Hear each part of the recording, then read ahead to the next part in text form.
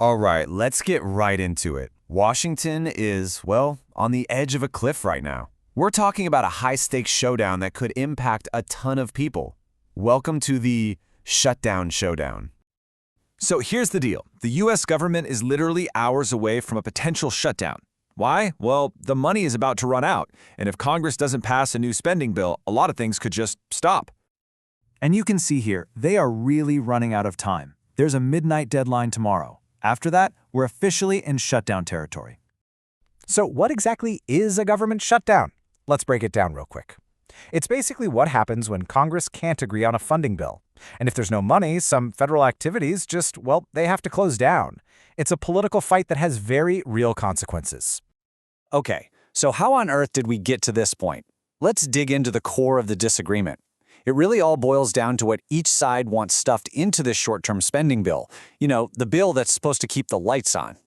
So you've got two camps here. On one side, you have the Republican plan. The House actually passed a bill already that would fund the government for another 6 weeks, kind of kicking the can down the road.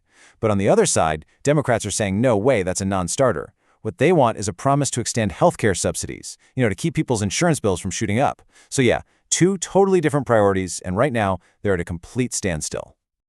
Now, you're probably thinking, wait a minute, if the House passed a bill, why isn't this over?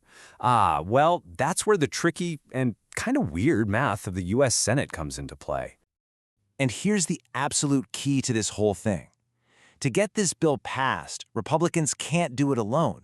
Even with their majority in the Senate, it's not enough. They have to get some Democrats on board to get this thing across the finish line. And it all comes down to this one single number: 7. That is the magic number. It's the number of Democratic votes that Republicans have to get to break this gridlock. Without those 7 votes, this bill goes absolutely nowhere. So, you've got the clock ticking, the numbers just aren't working out, so what happens now? Well, all eyes are turning to one place for what is basically a last-ditch effort to find a solution. Yep, a showdown at the White House. So, here are the details. You've got President Trump and the big congressional leaders meeting today at 3 p.m. at the White House. And look, this is not just some photo op. This is a real high-stakes negotiation. Their one and only goal? To hash out some kind of deal and pull the country back from the edge of a shutdown. Okay, so that's all the political drama. But let's be real. Why should you care? What does this standoff in Washington actually mean for the rest of us? Let's talk about the real-world impact here. Because, make no mistake, the stakes here are super real.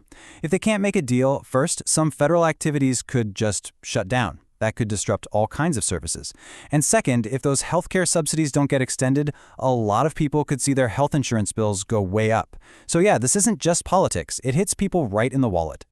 And that leaves us with the one big, pressing question, right? The clock is ticking. Washington is, let's face it, deeply divided. So can these two sides actually find enough common ground in one single meeting to stop all this from happening? I guess we're all about to find out.